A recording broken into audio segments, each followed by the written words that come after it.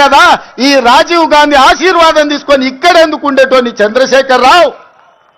ఆనాడు సోనియమ్మ నమ్మించి కాళ్ళకు దండం పెట్టి కడుపులో తలకాయ పెట్టి నీతో చేరతాని అబద్ధాలు చెప్పి నట్టేట్లో ముంచి నడి బజార్లో మోసం చేసిన చరిత్ర నీదైతే తెలంగాణ ఇచ్చిన సోనియమ్మకు అండగా నిలబడాలి, ఆమె బిడ్డగా ఈ తెలంగాణలో ప్రజా ప్రభుత్వాన్ని తేవాలి అని చంద్రబాబు నాయుడును కాదనుకొని ఇవాళ కాంగ్రెస్ పార్టీలో చేరి ప్రజా ప్రభుత్వం రావడానికి మీ అందరితో కలిసి కదం కదం కలిపిన మిత్రులారా, ఇవాళ నేను అడుగుతున్న సూటిగా చంద్రశేఖరరావును, నిజంగా నీకు ధైర్యం ఉంటే, నీలో నీతి నిజాయితీ ఉంటే, చిత్తశుద్ధి ఉంటే గోదావరి బంకంచెర్ల గోదావరి నది జలాల మీద శాసనసభలో చర్చ పెడదాం, స్పీకర్కు లేఖ రాయి నువ్వు చెప్పిన తారీఖు నాడు అసెంబ్లీ పెట్టించే బాధ్యత మా శ్రీధర్ బాబు గారు తీసుకుంటారు.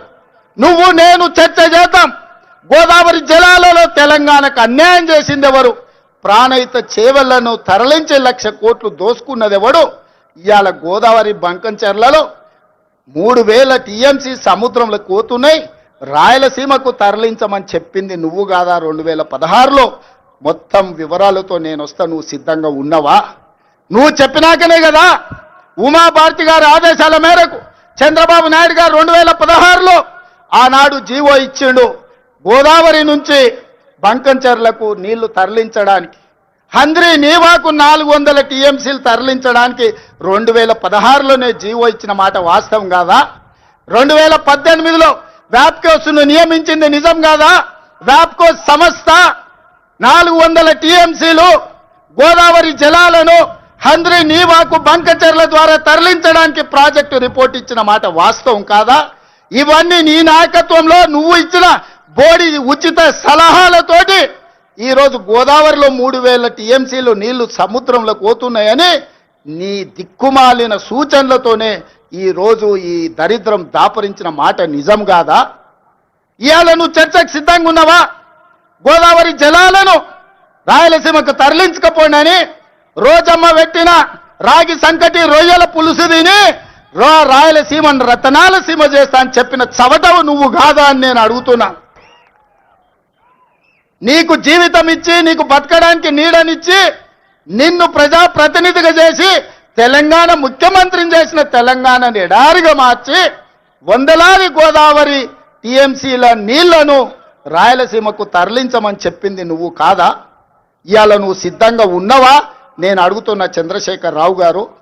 నీ వంది మాగదులతో మాట్లాడించడం కాదు, నీ శనీశ్వరుడైన అల్లుడితో మాట్లాడించడం కాదు, నేను సిద్ధంగా ఉన్నా. గోదావరి బంకంచెర్ల ప్రాజెక్టు మీద నువ్వు చర్చకు రా, స్పీకర్ గారికి ప్రధాన ప్రతిపక్ష నాయకుడిగా లేఖ రాయి, శాసనసభ సమావేశాలు పెడతాం, ఎదురెదురుగా నిలబడతాం, మాట్లాడదాం. ఎవరు నిజాలు, ఎవరు జీవోలు ఇచ్చారు, ఎవరు తెలంగాణను దెబ్బతీసిండ్రో, ఎవరు నువ్వు తెలంగాణను దోక చేసిండ్రో, ఎవరు కాళేశ్వరం కడితే కూలేశ్వరమైందో చర్చ చేయడానికి నువ్వు సిద్ధంగా ఉన్నవా? ఒకరోజు గోదావరి మీద చర్చిద్దాం, రెండవ రోజు కృష్ణానది జలాల మీద చర్చిద్దాం. ఉమ్మడి రాష్ట్రానికి ఆనాడు బచావత్తు ట్రిబ్యునల్ 811 టీఎంసీలు ఏకంగా కేటాయిస్తే 811 టీఎంసీలలో తెలంగాణ రాష్ట్రం విడిపోయినప్పుడు నువ్వు పోయి చంద్రబాబు నాయుడు దగ్గర వంగి వంగి సంతకం పెట్టి 512 టీఎంసీలు ఆంధ్రప్రదేశ్ తీసుకోండి, 299 టీఎంసీలు నాకు సరిపోతాయని సంతకం పెట్టింది నువ్వు కాదా? ఇవాళ కాగితాలని శాసనసభ ముందు పెడతా, నువ్వు చర్చకు సిద్ధంగా ఉన్నవా? 10 ఏళ్లలో ఏ ఒక్కరోజు కూడా కాగితాలు రాసుకొని పంపకాలు చేసుకున్నా 299 టీఎంసీ నీళ్లు ఎన్నడూ వాడలే. 200 టీఎంసీలు కూడా నికరంగా ప్రతి సంవత్సరం వాడలే. కేటాయింపులు 68% పరివాహక ప్రాంతం తెలంగాణ ప్రాంతంలో ఉంది, ఓన్లీ 32% ఆంధ్రప్రదేశ్లో ఉంది. ఆ లెక్క ప్రకారం అంతర్జాతీయ జల విధానంలో 555 టీఎంసీలు తెలంగాణ రాష్ట్రానికి రావాలి. కానీ ఆంధ్రప్రదేశ్కి 512 టీఎంసీలు ఇచ్చి తెలంగాణకు కేవలం 299 టీఎంసీలు సంతకం పెట్టి శాశ్వతంగా తెలంగాణకు మరణ శాసనం రాసింది చంద్రశేఖరరావు కాదా? సంతకాలతో సహా ఆధారాలతో సహా అసెంబ్లీకి వస్తా, చర్చించడానికి నువ్వు సిద్ధంగా ఉన్నవా అని నేను అడుగుతున్నా. ఆనాడు నువ్వు ముఖ్యమంత్రి ఉన్నప్పుడే రాయలసీమలో ముచ్చుమరి కట్టింది చంద్రబాబు నాయుడు, నిజం కాదా? ఆనాడు నువ్వు అధికారంలో ఉన్నప్పుడే జగన్మోహన్ రెడ్డి ఇదే ప్రగతి భవన్ లో రాయలసీమ లిఫ్ట్ ఇరిగేషన్ కు జీవోలు ఇచ్చి టెండర్లు పిలిచింది నిజం కాదా? పోతిరెడ్డి పాడు పొక్కను పెద్దది చేసి రోజుకు 10 టీఎంసీల నీళ్లను తరలించకపోవడానికి సంతకాలు చేసి ప్రణాళికలు అమలు చేసింది నువ్వు ముఖ్యమంత్రిగా ఉన్నప్పుడు కాదా? ఆధారాలతో సహా నేను వస్తా, నువ్వు రా చర్చకు. కృష్ణా నది మీద మనకు నువ్వు రావాల్సిన నీళ్లను శాశ్వతంగా ఆంధ్రప్రదేశ్కు తాకట్టు పెట్టి తెలంగాణ రైతాంగం మీద మరణ శాసనం రాసింది నువ్వు కాదా? చేసిన తప్పులను కప్పుపుచ్చుకొని మొక్కం జల్లక ఫామ్ హౌస్లో పడుకొని ఇవాళ నీ అల్లుడిని ఊరి మీద వదిలేసి అచ్చోసిన ఆంబోతులాక నన్ను తిడుతున్నాడు. నేనేం చేసినా? నేను వచ్చినాక సీతారామక్క నీటికి 65 టీఎంసీల కేటాయింపులు తీసుకొచ్చిన. ఇవాళ సమ్మక్క సారలమ్మ ప్రాజెక్టు నీటి కేటాయింపుల కోసం మోడీతో కొట్లాడుతున్నా. నువ్వు వదిలేసిన తుమ్మిడి ఎట్టిని ఇవాళ ఎట్లయినా కట్టి ఆ తుమ్మిడి ఎట్టి ద్వారా శ్రీపాద ఎల్లంపల్లి శ్రీరామ్ సాగర్కు నీళ్లు తెచ్చి ఈరోజు ఉత్తర తెలంగాణను సస్యం సామలం చేయాలని నేను ప్రయత్నం చేస్తున్నా. నువ్వు ఆపేసిన పాలమూరు కావచ్చు, నువ్వు ఆపేసిన కల్వకుర్తి కావచ్చు, నువ్వు వదిలేసిన నెట్టంపాడు కావచ్చు, నువ్వు నిర్లక్ష్యం వహించిన బీమా ప్రాజెక్టులను పూర్తి చెయ్యాలని ఈరోజు నేను నిరంతరం ప్రయత్నం చేస్తున్నా. నీ తప్పిదాలను కప్పిపుచ్చుకోవడానికి ఇప్పుడు చెప్పిండంట ఆయనకు, నీకిగా సంజీవిని గోదావరి జలాలే అని, సచ్చినోని బతికిచ్చేది గోదావరి జలాలే అని. అసెంబ్లీ అప్పుడు అధికారం పోయింది, పార్లమెంట్ అప్పుడు డిపాజిట్లు పోయినాయి, 0 వచ్చింది.